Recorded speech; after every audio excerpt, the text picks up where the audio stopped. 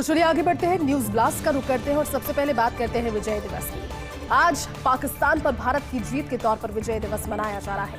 16 दिसंबर 1971 को भारत ने पाकिस्तान पर जीत दर्ज की थी। पाकिस्तानी सेना के प्रमुख जनरल ए खान नियाजी ने सरेंडर किया। अपने 93,000 पाकिस्तानी सैनिकों के साथ भारत के सामने घुटने टेक दिए। सेना के लेफ्टिनेंट जनरल जगजीत सिंह अरोड़ा के सामने सरेंडर किया। 3 से 16 दिसंबर यानी कि महज 13 दिन के भीतर ही भारतीय सेना के अदम्य साहस ने पाकिस्तान को घुटने टेकने के लिए मजबूर किया। 30 नवंबर को पाकिस्तान ने भारत के खिलाफ युद्ध का ऐलान किया और 3 दिसंबर को 1971 को पाकिस्तानी सेना ने भारत के नौसैनिकों के ठिकानों, बंदरगाहों को निशाना बनाया।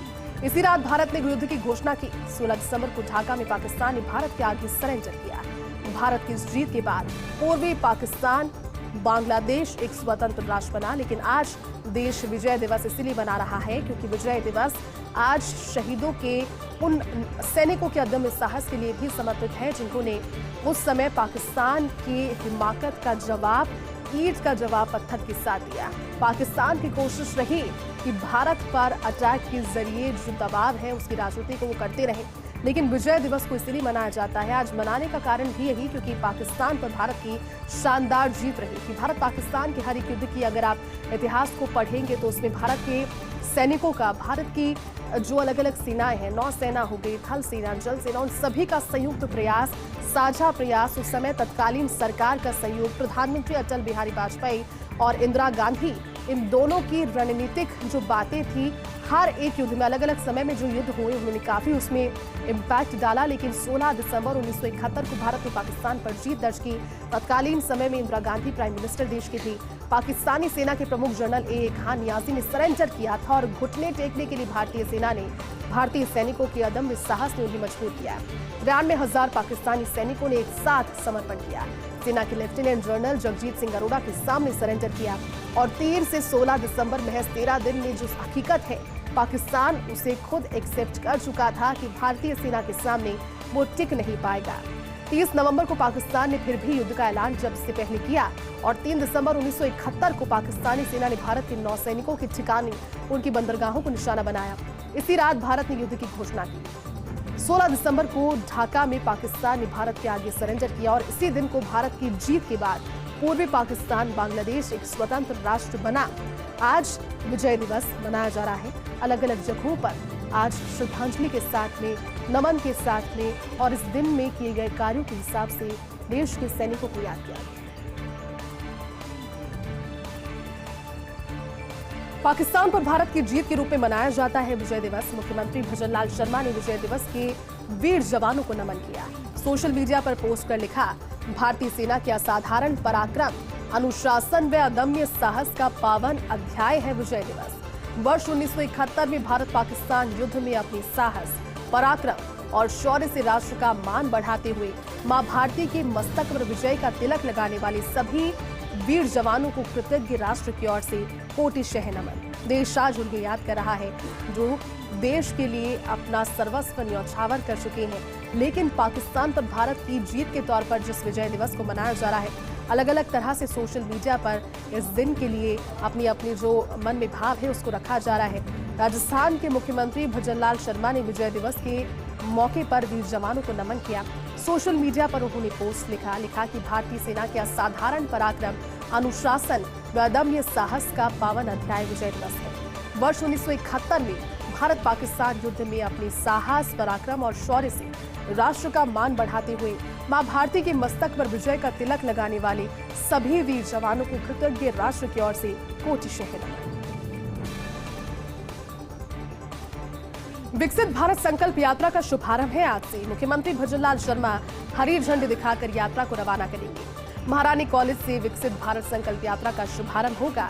उप मुख्यमंत्री दिया कुमारी, उप मुख्यमंत्री डॉक्टर प्रेमचंद बैरवा भी इसमें मौजूद रहेंगे और आज दोपहर 3 बजे महारानी कॉलेज से इस यात्रा की शुरुआत होगी। कुल मिलाकर के इसे इस तरह से समझा जाए क्योंकि लगातार केंद्र सरकार का, प्रधानमंत्री नरेंद्र मोदी का ये बात, ये मंतव्य हमेशा से रहा है कि जो केंद्र की जन कल्याणकारी योजनाएं हैं उन सभी योजनाओं का प्रचार प्रसार अंतिम छोर तक बैठे हुए व्यक्ति तक हो, लाभ अंतिम छोर तक बैठे हुए व्यक्ति को मिले। इस चीज के लिए विकसित भारत संकल्प यात्रा की शुरुआत की गई।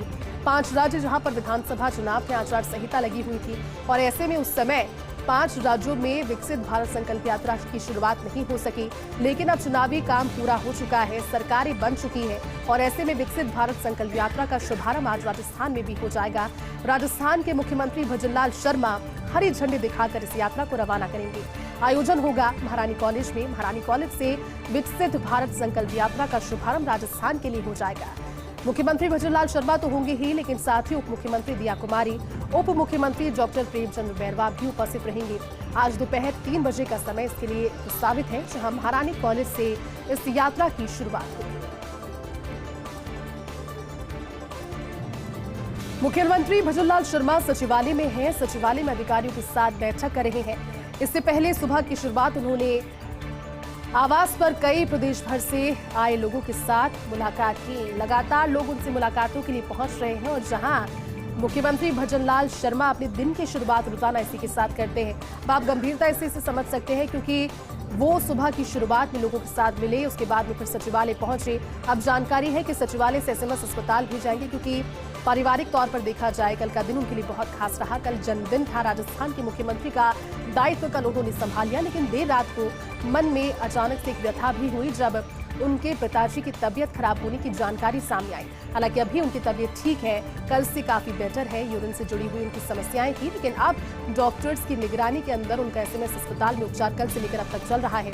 इसी बीच जानकारी ये भी है कि मुख्यमंत्री भजनलाल शर्मा सचिवालय से अधिकारियों के साथ बैठक करने के पश्चात एसएमएस अस्पताल जाएंगे। अपने पिताजी की कुशलक्षेम वो लगातार फोन पर पूछ रहे हैं और सीएमओ से एसएमएस अस्पताल जाकर अपने जो पिताजी हैं किशन स्वरूप शर्मा, उनकी तबीयत का हाल जानेंगे।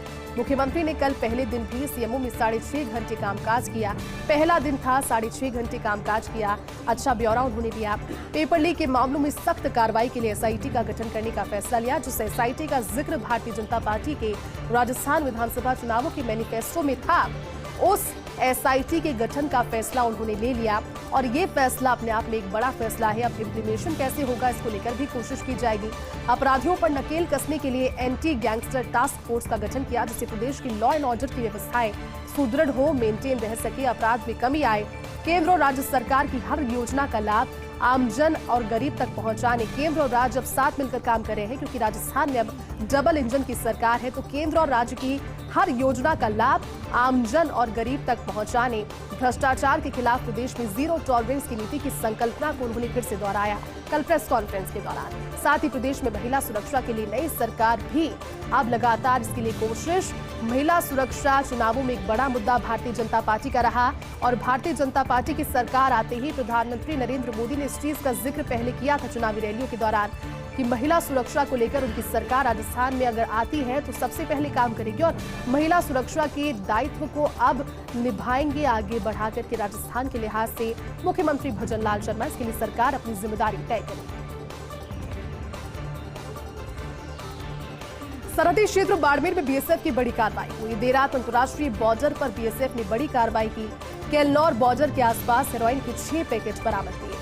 2 दिन पहले पाकिस्तान की तरफ से आते हुए बीएसएफ को कुछ फुटप्रिंट्स भी दिखाई दी, क्योंकि बीएसएफ के जवान राउंड द क्लॉक हर एक परिस्थिति में वहां पर जो सीमाएं हैं उनकी रक्षा करते हैं। ऐसे में छोटी से छोटी, बारीक से बारीक अगर कोई बदलाव है, कोई कोशिश है, तो उनकी नजर में फट से वो आती है। कैमरे से भी पहले बीएसएफ अधिकारियों ने फुटप्रिंट के आधार पर 6 पैकेट हेरोइन को बरामद कर लिया है। हेरोइन बरामद करने के बाद कल रात को भी एक और फुटप्रिंट दिखाई दी, क्योंकि जो उस पार से कोशिशें हैं, जो हिमाकतें हैं, वो कम नहीं होती, लेकिन बीएसएफ के जवान हमेशा मुस्तैद रहते हैं। फिलहाल बीएसएफ इस पूरे मामले की जांच पड़ताल में जुटी है, क्योंकि सरहद पार से जो नशे का कारोबार है वो लगातार राजस्थान की सीमाओं के जरिए पूरे देश भर में पहुंचाने का काम। लेकिन बीएसएफ के जवानों की सतर्कता से एक और बड़ी कार्रवाई के दौरान यहाँ पर 6 पैकेट हेरोइन की बरामद की। आगे की जो जानकारी है वो जुटाई जा रही है। न्यूज ब्लास्ट का फिर से रुक करते हैं और अब बात करते हैं प्रदेश में बजरी लीजों को लेकर के आ रही बड़ी खबर की। सुबह में फर्स्ट इंडिया ने जानकारी आपको दी। दरअसल ये बड़ी खबर है बजरी लीजों को लेकर। 22 बड़ी बजरी लीजों की ई नीलामी को स्थगित किया गया है। इससे जुड़ी हुई जानकारी आपको देते हैं। 34 से 100 हेक्टेयर तक ही ये 22 लीज है। टोंक की 6, भीलवाड़ा की 5, नागौर की 3, राजसमंद की 4, जालौर की 3, ब्यावर की 1 लीज। इन सभी लीजों के लिए बिड प्रतिभूमि राशि 40 लाख रुपए रखी गई। 27 से 29 दिसंबर तक ऑनलाइन बोली होना प्रस्तावित था। करीब 6.5 करोड़ रुपए लीजों की आरक्षित राशि रखी गई, लेकिन अब नई सरकार से मंजूरी के बाद एक बार नए सिरे से फिर से ये प्रक्रिया शुरू होगी, क्योंकि रिवाज है और कोशिश रहती है एक बार फिर से इसे रिवाइज करने का। लेकिन आपको इससे जुड़ी हुई एक बार फिर से पूरी जानकारी देते हैं। दरअसल 22 बड़ी बजरी लीजों की ई नीलामी को स्थगित फिलहाल के लिए किया गया है, और जब आप इस पर रिव्यू लिया जाएगा, रिव्यू के बाद में जो जानकारी है, जो पॉइंट्स है, वो सामने आएंगे। पिछली और अब के मुकाबले क्या बदलाव किए जाने हैं, इम्प्लीमेंटेशन कैसे होगा, इन तमाम सारी चीजों को लेकर। लेकिन जो 22 बजरी लीज है, इसमें 34 में से 100 हेक्टेयर तक ही 22 लीज फैली हुई है। टोंक की 6 है, भीलवाड़ा की 5 है, नागौर की 3, राजसमंद की 4, जालौर की 3 और ब्यावर की 1 लीज। सभी लीजों के लिए बिड प्रतिभूमि राशि 40 लाख रुपए रखी गई। 27 से 29 दिसंबर तक ऑनलाइन बोली प्रस्तावित, लेकिन करीब 6.5 करोड़ रुपए लीजों की आरक्षित राशि रखी गई। अब नई सरकार से मंजूरी के बाद नए सिरे से फिर भी प्रक्रिया शुरू होगी।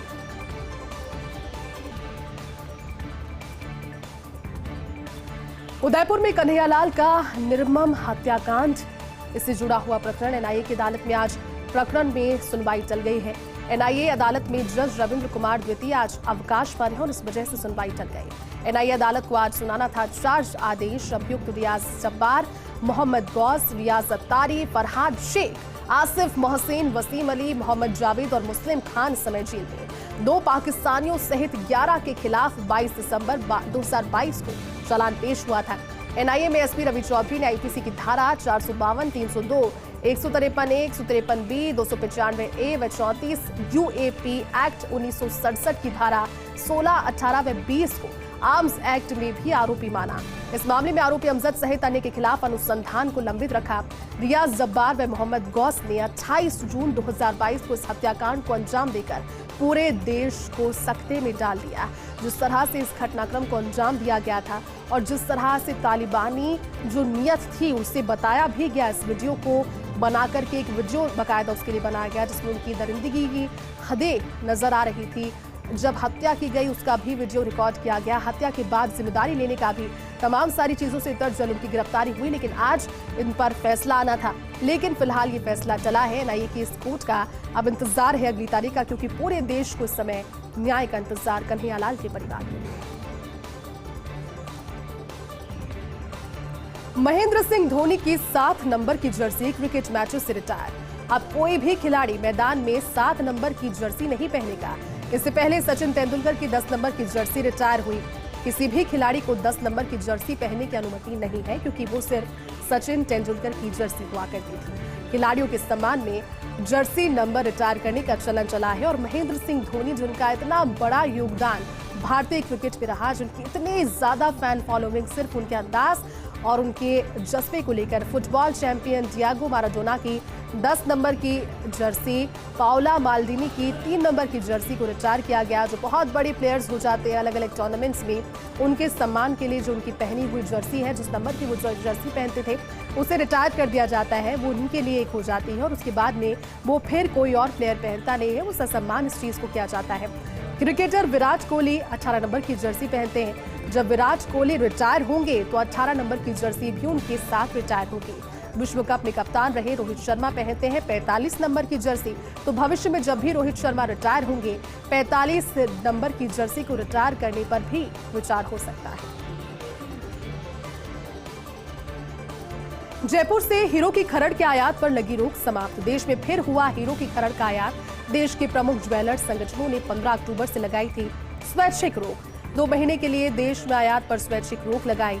रोक की वजह से हीरा खरड़ आयात में 69% की कमी आई, लेकिन नवंबर में अक्टूबर की तुलना में कमी ज्यादा रही। अक्टूबर में $1.20 अरब की तुलना में महज 314 मिलियन का आयात हो पाया। लेकिन पिछले सप्ताह मुंबई में खरड़ आयात पर रोक का रिव्यू हुआ। इस बैठक में GJEPC, भारत डायमंड बोर्ड्स और साथ ही इनके अलावा भारत डायमंड मर्चेंट एसोसिएशन, सूरत डायमंड बोर्ड्स और सूरत डायमंड एसोसिएशन के वरिष्ठ पदाधिकारी उपस्थित रहे। बैठक में तैयार हीरो की मांग और आपूर्ति की मौजूदा स्थिति पर चर्चा हुई। रत्न व आभूषण निर्यात संवर्धन परिषद JJPC के अध्यक्ष विपुल शाह ने बताया कि हीरो की मांग और मूल्यों में लगातार कमी की बात सामने आ रही थी और इसकी वजह से हीरो की खरड़ की आयात पर उस समय रोक लगाई गई, लेकिन कमी की वजह से आयात को रोका गया। स्वैच्छिक रोक से इच्छित परिणाम मिले। 2 महीने में हीरे की कीमतों में आज स्थिरता व अपेक्षित सुधार का रुख रहा है। अब अमेरिका, यूरोप, चीन व मध्य पूर्व के देशों से मांग निकलने की उम्मीद है। जयपुर के एसएमएस अस्पताल के आईपीडी टावर से जुड़ी बड़ी खबर आपको बताते हैं। नई सरकार की मंशा पर निर्भर करेगा इस प्रोजेक्ट का काम। महत्वाकांक्षी प्रोजेक्ट लेकिन निर्भर करेगा सरकार की मंशा पर। कांग्रेस सरकार का यह महत्वाकांक्षी प्रोजेक्ट था आईपीडी टावर। बिना मंजूरी 15वीं मंजिल की छत डालने के बाद काम रुक जाएगा। प्रोजेक्ट में 75,000 वर्ग मीटर निर्मित क्षेत्रफल स्वीकृत है, लेकिन प्रोजेक्ट के डिजाइन में कई बदलाव किए गए और इसके चलते निर्मित क्षेत्रफल बढ़कर अब पहुंच गया है 92,000 वर्ग मीटर। अतिरिक्त 17,000 वर्ग मीटर निर्मित क्षेत्रफल की मंजूरी इसके लिए जरूरी है। साथ ही 100 से 125 करोड़ रुपए की राशि भी जरूरी है। ऐसे में नई सरकार की मंजूरी के बाद ही इस प्रोजेक्ट का भविष्य आगे बढ़ सकेगा। जब इस प्रोजेक्ट की शुरुआत हुई तब इसके लिए 588 करोड़ रुपए मंजूर किए गए। प्रोजेक्ट में कई बदलावों के चलते लागत बढ़ी तो 665 करोड़ मंजूर किए गए, लेकिन अब प्रोजेक्ट को पूरा करने में और 100 या फिर 125 करोड़ रुपए की जरूरत है। इसके लिए जेडीए को नई सरकार से मंजूरी लेनी होगी।